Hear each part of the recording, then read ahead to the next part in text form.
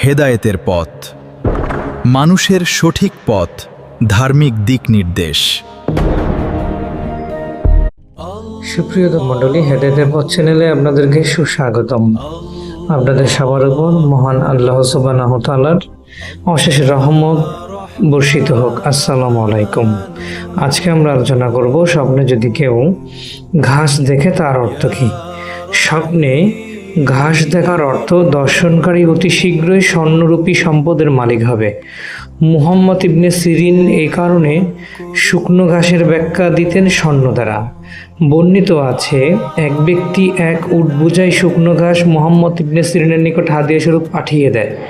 দীর্ঘ সময় উক্ত ঘাসের প্রতি তাকিয়ে থেকে তিনি বলতে থাকেন, আহা, ঘাসবাহী এই উট যদি রাতের বেলা স্বপ্নযোগে পাওয়া যেত। সুপ্রিয় দর্শক শ্রোতা, এরকম নিত্য নতুন স্বপ্নের ব্যাখ্যা জানতে আমাদের চ্যানেলটি সাবস্ক্রাইব করুন, লাইক কমেন্ট শেয়ার করুন, আমাদের সঙ্গেই থাকুন, পাশেই থাকুন। আল্লাহ হাফেজ।